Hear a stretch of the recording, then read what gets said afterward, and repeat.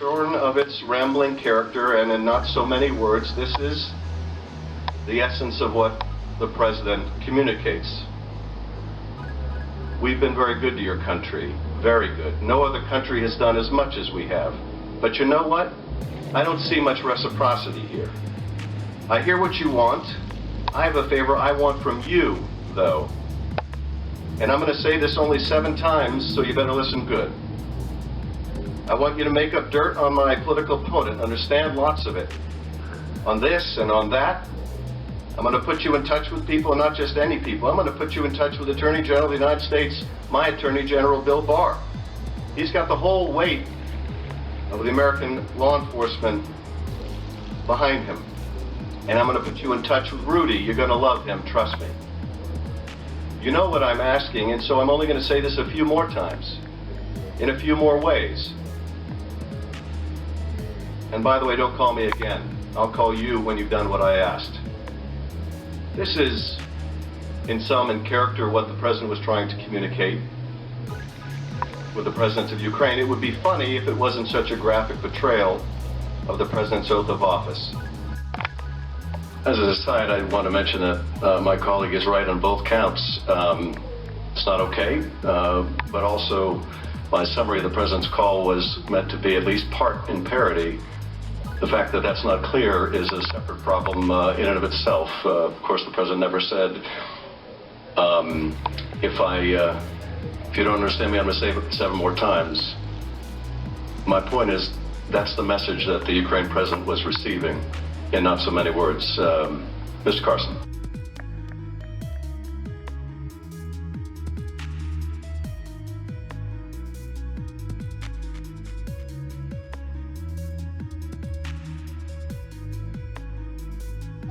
But in the very twisted and corrupt world of Adam Schiff, after beating the entire political establishment, and that means Bush, and that means Clinton, and that means Obama, they have me supposedly saying to myself, well, let's see. I got a guy named Sleepy Joe Biden. How do I beat him? How do I beat him? How do I beat this guy? He's such a great Clinton. She was easy. Right? Obama was easy. The Bush dynasty was easy. But Sleepy Joe I'm worried about, right? So then I said to myself, gee, I guess there's only one way. Let's call up Ukraine for help. These people are sick. These people are sick. Now, these dishonest people will take the last little sliver and the first little sliver, and they'll put it, because they're so damn dishonest, and they'll just say, let's use Ukraine for help. That's what they're going to say. And they won't show the laughter, and they won't show the sarcasm, and they won't show the fun, because they're the most dishonorable people almost on earth. It's a disgrace. But we say it anyway. And here's the good news, the people get it. So they have a brand new president in Ukraine, good guy, by the way. And I call a brand new person, a man I have no idea who he is. And I'm on a phone, right? And I know many people are on the phone. Because when you call the leaders of country, many people listen. And I'm on the phone, and they want me to say to this brand new president, just got there, called to congratulate him. Please, could you help me, please? I don't know who he is. I didn't know his name until I looked down the card, I say. And he's a nice guy. And hopefully he's going to root out corruption, because Ukraine has tremendous corruption problems. And hopefully, and one of the reasons I held up money, very important, corruption. But the other reason, why is it Germany and France and UK and all of these European nations that are right there, why aren't they doing things that they're supposed to do? Why is it always the United States? Chairman Schiff, but was it right for him to have that dramatic interpretation of the president's transfer of the phone call at the hearing last week? I want the American people to know what that phone call was about. I want them to hear it. So yeah, it's fair. It's sad, but it's using the president's own words. So if he's... Well, those weren't the president's words. It was an interpretation of the president's words. They're saying he made this up. He did not make it up. Look, I want to tell you something. When I took the oath of office to support and defend the Constitution, as my colleagues have done as well, I did not say I will do this as long as the Republicans can understand the Constitution.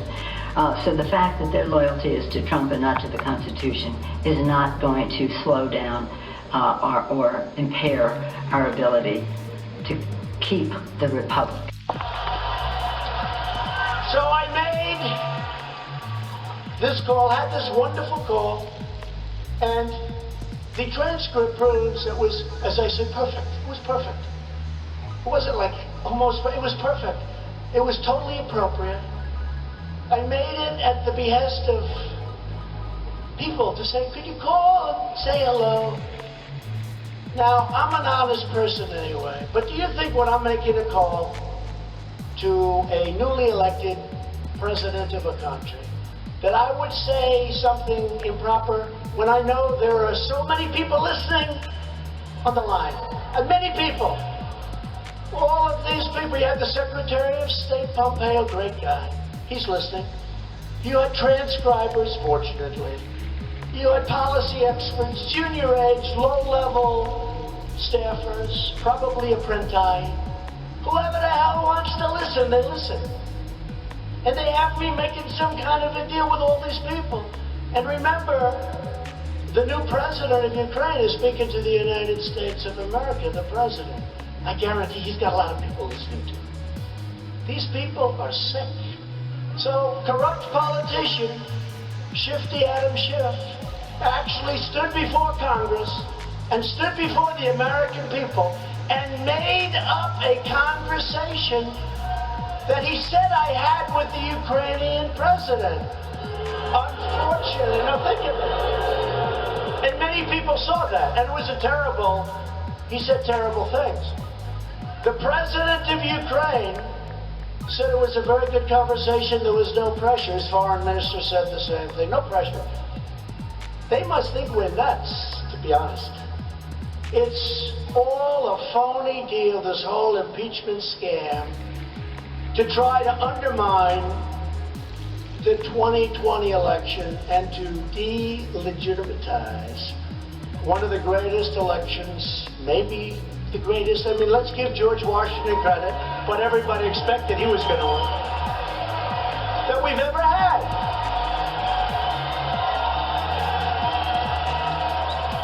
So my phone call, which was totally perfect and appropriate, and if you want to read the transcript, you see how perfect it was, but they don't quit. But what you should do is take a look at the behavior of Sleepy Joe. So I quote, I said, let me act like him, I gotta speak really slow though. And I was supposed to announce that there was another $1 billion loan guarantee. And I had gotten a commitment from Poroshenko and from Yatsenyuk that they would take action against the state prosecutor, and they didn't.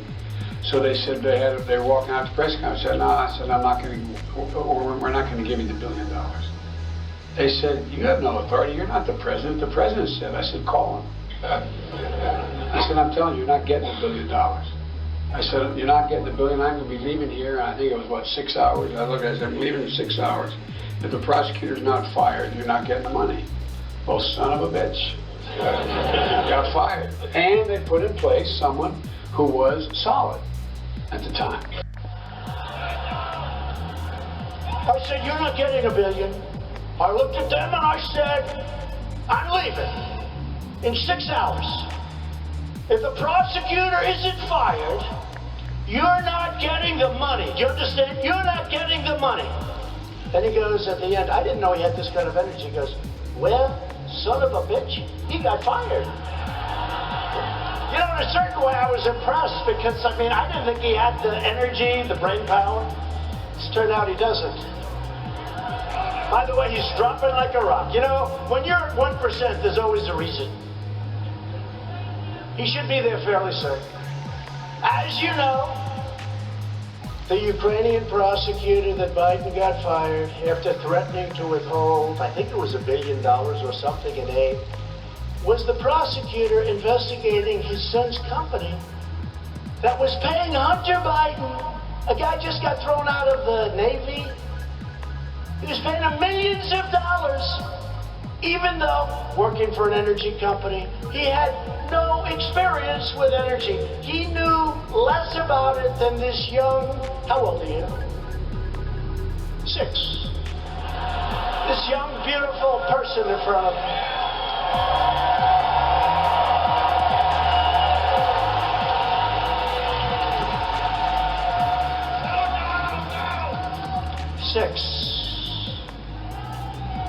And this young 6-year-old is smarter, so I think I'd basically go with her.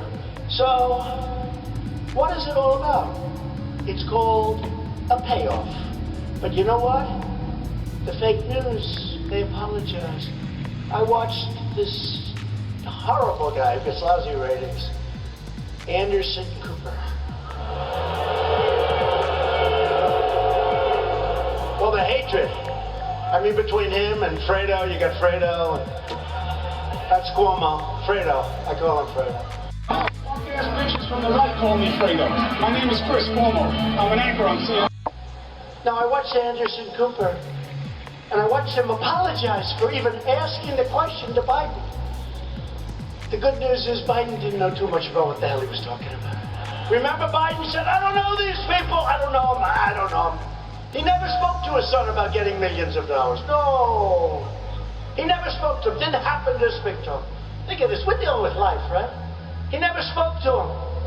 Unfortunately, the next day, you know, in the world of the internet, in the world of smart people, that's why, like, Beto wasn't smart. Couldn't handle it. I told my wife, I said, see, it's not so easy. I told our great First Lady tonight, who people love, they love her.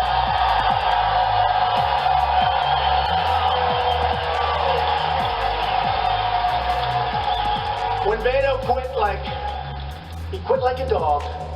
When he quit, I said, see, people think this is easy. This isn't easy. But, you know, it just worked out that way. But Biden said, I never met the people, never met the gentleman. Unfortunately, in about 10 seconds, a picture came out where they're playing golf together. But he never met him. So now you'll ask him, he said, no, we played a round of golf. We were together for 3 hours. I never mentioned the fact that they're paying my son millions. Oh, no. But the press protection. Watch this crazy Anderson Cooper. Third rate, lousy ratings, third rate person. But listen, CNN, the worst. I mean, the worst. The worst. Look. Oh! Their light just went off, see? Look. The light was on, they just turned it. They don't like it. You know, it's tough. You fake CNN.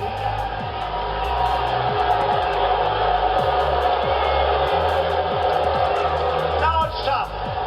I try not to do that because I see their light on. You know, when their light goes on, that means you're live. No, that means you're live. And every time, it's tough. Look, in all fairness, they're putting it on, it's a broadcast, very few people are watching, well, they might be watching us, I guess they do watch it. But here's the thing, and then you have the guy up there saying that they're fake, that they're no good, that they're liars and cheaters, that they're phonies. It's hard to be broadcasting that when you're talking about the network that has you on, right? So we understand. Their lights off. Impeachment inquiry is centered on President Trump's attempts to get political dirt from Ukraine on Vice President Biden and his son Hunter. Mr. Vice President, President Trump has falsely accused your son of doing something wrong while serving on a company board in Ukraine. I want to point out there's no evidence of wrongdoing by either one of you.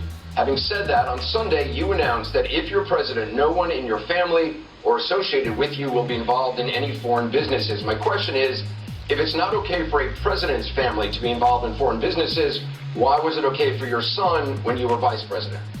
And then, remember this. Anderson Cooper, what a beauty. He used to interview me. He was so nice. Prior to running for politics, he was so nice to me. It was like they were love fests. But I don't want anything to do with him. They were love fests. What a thought. He's weak. He's a weak person, but they're all weak. But let me just tell you something. We need honesty with our media. We need honesty. Because the New York Times, the Washington Post, and by the way, I don't know, you probably read it. We threw them out of the White House. We don't show them anymore. If somebody wants to go and buy them, we threw them out. And they came into my office, and then I got to get back to this guy. Where's Hunter? Where's Hunter? You know, we had a T-shirt made. Where's Hunter? Where's Hunter? Poor Hunter. He then came out. He did the morning show. That was the last we've seen of Hunter. That wasn't good. The morning of his father's very bad debate. But it's where's Hunter? But so before I say the final thing on Hunter, and then we put him to rest for a while, we got rid of the Washington Post and the failing New York Times. We got rid of them, right? We don't have them in the White House. Now, people can go out and buy them, but we don't. We used to have them stacked up, and I'd go in and I'd see a meeting with my people, and they're dealing with China or South Korea or somebody. And I'd go in and I'd go into these offices. I'd see like 10 or 15 of them packed up all over the place. The Washington Post, New York Times, I keep trying to figure out who's worse. And, you know, one day it's the Times, one day it's the Post. It's like top each other. They're so bad. It's so phony. It's so, in my opinion, it's virtually corrupt. I've never seen it. You never have a good story.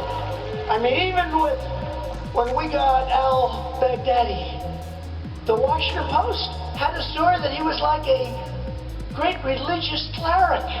Where did that come from? The other thing, if Obama would have done it, because look, this guy built ISIS, the caliphate, it was the size physically of Ohio, the state of Ohio, the great state of Ohio. That's a big lot of land, 7 million people. And they were the ones, the orange jumpsuits. I called a lot of the parents after we did this, and I talked to them, and they were, how can you be happy? But they were so thrilled that we got this animal. They were so thrilled. But you know what? And you know what? We don't do it. We do it because it's right.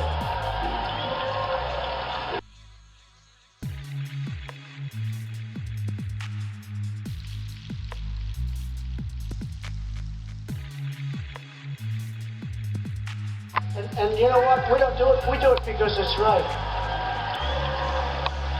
That story was a massive story. That was the biggest, maybe the biggest, one of the biggest ever. Bigger than anything. That story disappeared so fast. Gone. And that's okay. I didn't do it for the story. I did it because it's the right thing to do. But if I were a Democrat, they'd be talking about that story for weeks.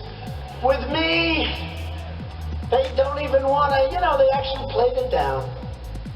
And actually, and I'm happy about this, Conan, the dog, got more publicity than me, and I'm very happy about it. I'm very happy. Conan is incredible. And Conan's coming to the White House in a few weeks. But it is true. Did you ever see a story disappear so fast? I mean, here, if Obama had that story, that thing would be going on for another 7 months. They'd be talking about his bravery, oh, so bravery. But again, 142 judges he gave us, remember that. How can you be a great... You know, they always say the most important thing a president can do is federal judges. We got 2 Supreme Courts. Great ones. Great judges. Gorsuch and Kavanaugh. Great judges. By the way, did you ever see any human being treated worse than now Justice Kavanaugh? Did anybody ever? Was any human being by these people, these horrible, horrible people that we have to deal with? Anyway, just to finish. So Hunter then goes to China. Now I'm dealing with China right now. They don't like me too much. They dream about the day when somebody else, and would they like to have, how about this? You give this son, who has 0 experience with investing, you give him $1.5 billion to invest, meaning he makes millions and millions of dollars. And the biggest guys on Wall Street can't get it. He walks out with $1.5 billion. And then there are other places also, I understand. Folks, it's disgraceful that the press doesn't cover it for what it is. It's a payoff. It's a payoff. And how would you like to have Sleepy Joe, with the son getting all of this money from China, become president and take over the China deal? They are not liking me. They had the worst year that they've had in 57 years. Their supply chain is broken up like scrambled eggs. And they want to make a deal because those tariffs are giving us millions of dollars and billions now, billions and billions of dollars.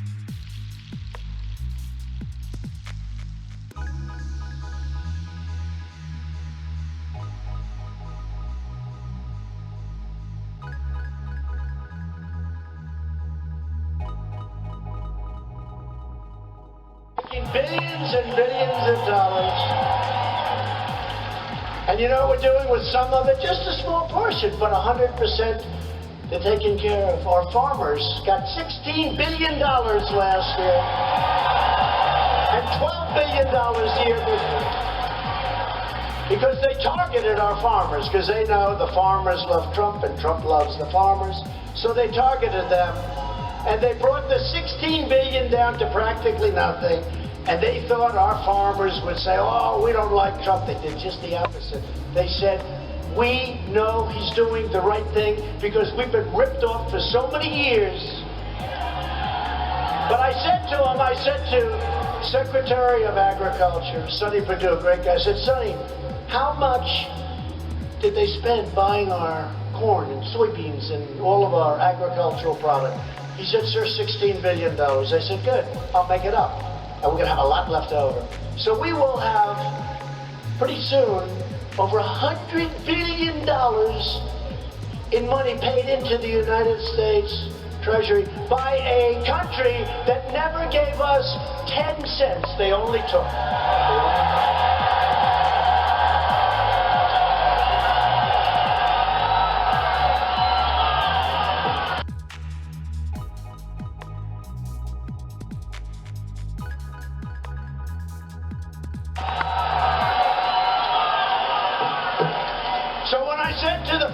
We're going to send you $16 billion, and it's already been sent, and it's been split into $12 billion the year before. I mean, think of that, $28 billion. I said compliments of China, and we had a lot left over. Not bad, right? Not bad. You think Obama would do that? I don't think so. You think Hillary would do that? I don't think so. You think Sleepy Joe would do that? I don't think so. He wouldn't know what you're talking about.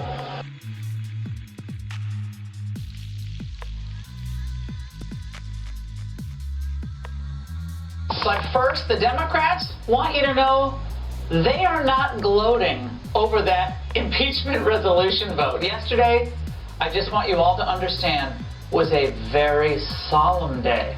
Okay, America? It was so serious, in fact, that Nancy Pelosi naturally made her first appearance on a late-night comedy show. This is not for the faint of heart. So if you want to go into the arena, you have to be prepared to take a punch. But you also have to be prepared to throw a punch for the children. What? We're punching now for the children? Wait, more like punch drunk. What children is she actually referring to? I don't know, is Trump supporting the destruction of innocent children? No, that would actually be you and your party, San Fran Grand Nan. And at this point, I take Pelosi and her Democrat lapdogs about as seriously as I take the political pronouncements of Stephen Colbert, whom I haven't watched in any great length since he left Comedy Central when he was actually funny. Now, look, we have very serious issues facing the country. We had this trade issue with China ongoing, the national debt, immigration, healthcare costs, prescription drug, still problems with our schools. Given all that, why are Democrats so laser focused on this farce of an impeachment about Ukraine? For the answer, look no further than today's unreal, amazing jobs numbers. 128,000 jobs created in October, almost doubling expectations. The Dow was up 300 points to close just 12 points shy of its all-time high. Meanwhile, the S&P 500 and NASDAQ both closed at a fresh all-time high.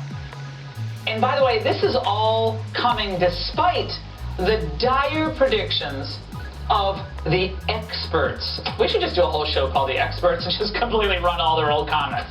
Because they have spent the past few months, really the past year, predicting, hoping, praying for an economic downturn. If we're going to have a recession, it's going to be a smorgasbord recession. It's not in panic, but it's near panic territory. He could be seeking re-election during a recession. The market has nowhere to go but down. Recession is written all over the forehead of this economy. The economy may not be such a great talking point anymore. Wrong, wrong, wrong. And by the way, these are the people we're supposed to believe over Trump. You see, these Democrats can't impeach a roaring economy. So they have to impeach our sitting president. And what about this unprecedented step of pushing this charade into an election year? Well, Pelosi isn't flinching, telling Bloomberg today there is, I should say, a mountain of concerns to be brought up. A mountain of concerns. Meanwhile, our biggest economic rivals themselves are sinking into recession. Germany's already basically there. Italy's expected to have zero economic growth this year. And China's economy is taking a nosedive with its GDP growth at its lowest level in decades.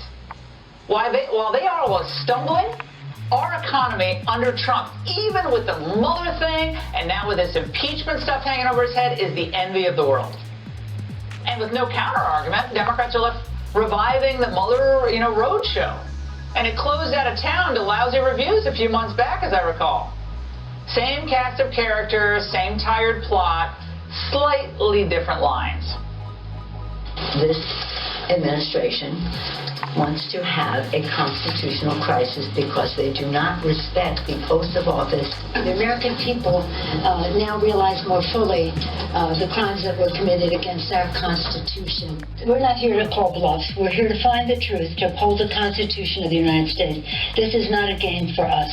This is deadly serious. It's about the truth and it's about the Constitution. Again, you half expect her to show up in a revolutionary waistcoat, okay? Because she's sleeping with a copy of the Constitution. Since they're so fond of historical citations suddenly, here's one. Democrats are the only political party in history that is happier the worse the country is. And they'll do whatever it takes to eviscerate the prosperity created under a president of the opposing party. That's an odd place to be. The better off you're doing, the worse off they're doing or feeling. While they waste their majority and our time slandering the president and his collaborators, Trump was out in the heartland tonight talking about what he's accomplished for this country. Jobs are booming, confidence is soaring, wages are rising, crime is falling, and our nation is stronger than ever before. We have the best economy we've ever had. We have the best military we've ever had. The best unemployment and employment numbers we've ever had. Get the best president we've ever had. How big a day, a week was this? Started off with Baghdadi, taking him out. Then, of course, we had the impeachment drama during the week, the resolution. But then you end with these numbers that all of these experts said weren't possible. You had the GM strike. You had all this other uncertainty because of this cloud hanging over the president. How big was it? And it was a monumental week for the president. I mean, you talk about the foreign policy success of taking down Baghdadi and then leading towards these economic numbers. Just alone, African Americans, you're seeing a record low unemployment for African Americans and also for Hispanics as well.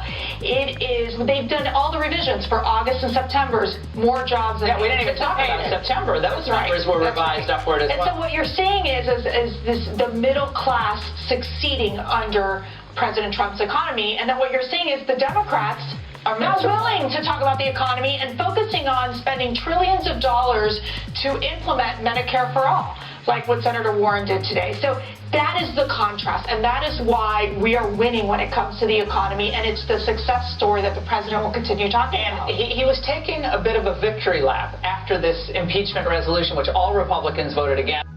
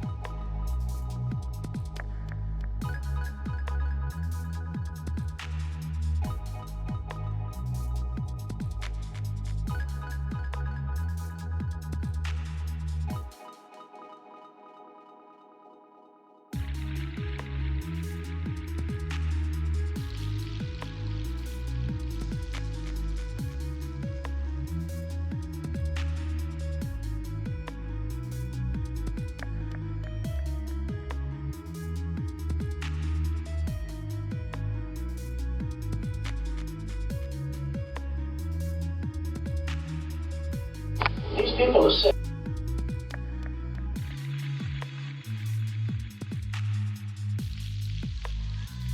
Party. Greg, I want you to stay for a moment. And a new report just coming out that talks between the whistleblowers, lawyers, and Adam Schiff's staff have ground to a halt. Okay? Yeah. Whistleblower's attorney, Mark Zaid, telling the Washington Examiner, "We remain committed to cooperating with any congressional oversight committee's requests so long as it properly protects and ensures the anonymity of our clients." Greg, is it Schiff who is pushing for the whistleblower not to testify? And who says the whistleblower, and I don't even necessarily believe it's a whistleblower, it deserves anonymity? Oh, it doesn't That's at all. not what the statute, that's not what the statute Anybody can requires. just look up the statute, easy to understand. The whistleblower is not a whistleblower under the law. You have to have two conditions, intelligence activity and a member of the Intelligence Committee. And Trump isn't, and that was a diplomatic conversation, not intel discussion. And so he doesn't qualify for protection under the whistleblower statute, but he's being hidden because he would reveal the conversations between himself and Schiff and the staff, which Schiff lied about. Mercedes, the president tonight said this impeachment march is an attack on democracy itself. I think that's the way to frame this. They're trying to take your vote away next year. They're trying to disenfranchise you. Do you agree with that? Yes, I do. And they're also trying to create chaos and uncertainty. Just think about the uncertainty by the Democrats pushing this narrative, these specific targeted leaks that have been dominating the media for the past 4 weeks, to then say, wait a second, there's so much chaos and scandal surrounding this president, making the American people question. When there is no crime, when the president has been transparent, when Adam Schiff has become this ultimate decision maker where he decides, authorizes or declines which subpoenas they accept, which who can ask questions, cutting people off. Exactly. It's like the KGB. Yeah. Now, Tom Bevan, this enters the public arena at some point. Nancy's a little fuzzy on the timetable. How does the public ultimately ingest this in a booming economy where they're seeing their 401ks go up and wages going up?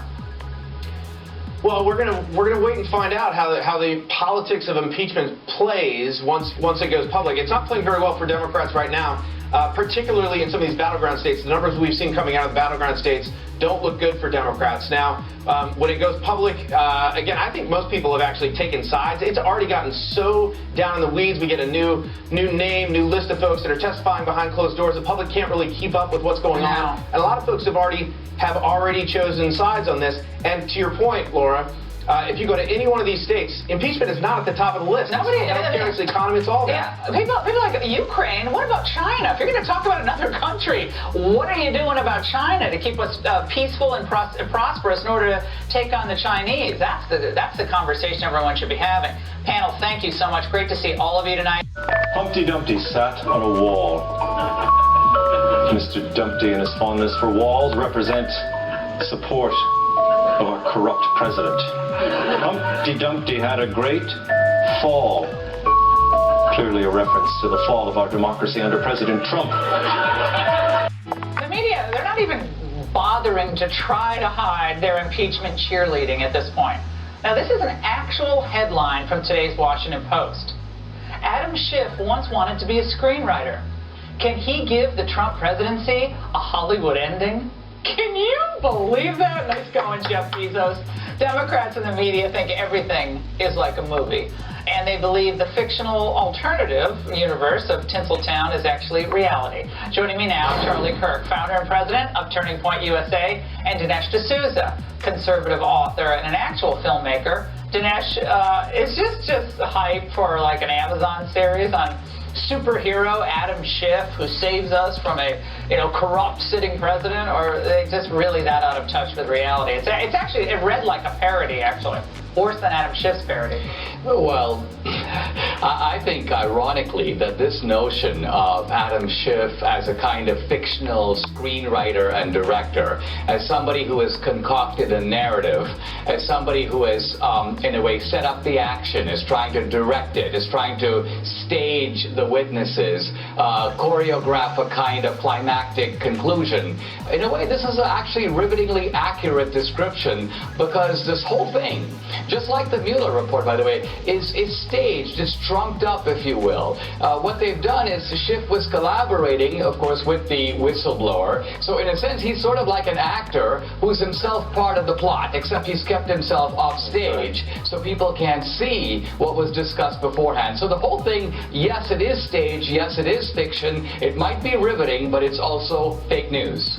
Charlie, there's also another part of this that's fictional that continues to be played up in the media. They're just pretend scenarios that no one can confirm because it's always off the record or anonymous. Listen to these comments by media figures who claim that Republicans are secretly hoping that Trump's leaving office. Watch. I've heard from my Republican colleagues privately, from some of them, that I should not interpret their vote as indication that they will vote against impeachment. I hear from Republicans who say, I'm exhausted. I'm tired of his bull. I'm tired of the drama. If there was a secret ballot in the United States Senate, I think Trump would lose 90-10. If there were a secret ballot in the Senate this morning, Mike Pence would be president by noon. Charlie, Blowhard Central. Pretty extraordinary. Well, look, when you're writing a crime novel or a crime film, there's something called plotting backwards, where you start with the villain, you start with the crime, and you work backwards. It seems like Schiff did this when it came to the whistleblower and it came to this entire narrative of Ukraine. He started with, we want Donald Trump to be removed as President of the United States. And it seemed he went through whatever actions it took to try to make that happen. Meeting with the whistleblower and lying about it, changing the whistleblower rules, which actually wouldn't have been defined as a whistleblower, as Greg Jarrett previously mentioned. And we have to point out that the Washington Post, 19 minutes after this president was sworn in, 19 minutes after he was sworn in, they said the case for impeaching Donald Trump begins. This is a premeditated impeachment. And Adam Schiff, boy, I think he might have missed his calling in Hollywood, but he's still drumming up fake fictional stories. And as Dinesh accurately pointed out, not only is he making the stories, he's part of this sort of intergovernmental espionage against a duly elected president. Yeah, Dinesh, as well stated, Charlie. And Dinesh, part of me just doesn't even take any of this seriously. Okay, I take issues seriously, like what's happening with China on the move in Australia, in places like Africa, buying up interests, making deals. That's the future we're going to have to deal with. The idea that the Democrats give a you-know-what about Ukraine aid is they care about one thing. What do they care about, Dinesh? Getting power back, right? Yeah, absolutely. This is all a ruse, and the problem with their fictional narrative, as I see it, is that reality keeps intruding upon it. So here you got this guy, Vindman or Weidman, and he keeps telling, I was very troubled with what I saw on the call. It made me feel very uncomfortable. The problem is we have the transcript of the call. We don't need a fellow in a uniform to tell us how he felt about it and how he was grieved about it and troubled about it, because we know what was actually said upon the call. So the problem here is that you can choreograph all you want, but at the end of the day, there's reality, and reality is staring you in the face. Gentlemen, thank you very much. Great to see you both tonight.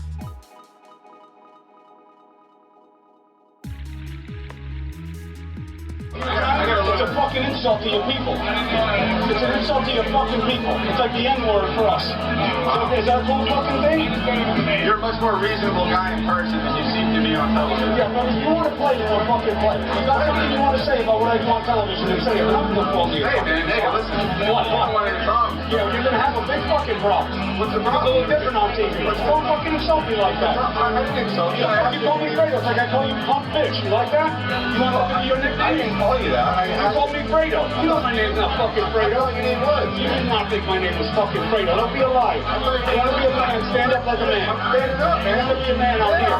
Then fucking own it. Then own what you said. Hey. Then own what you said. Listen, man, I have a problem with you. You're going to have a fucking problem. What? What are you going to do about it? I'll fucking ruin your shit. I'll fucking throw throw you down these stairs like a fucking punk. Please do. What, so you can fucking sue? You don't So you can fucking sue? Well, why don't you do it? Okay, this way. You're gonna call me Fredo. Take a fucking swing. Take a fucking swing. Watch your fucking hands. Watch your fucking hands. Take a swing. Come on, boy. Come on, boy. You wanna call me shit? Call me shit. Hey, listen, man. I'm fucking here. I'll fucking wreck your shit.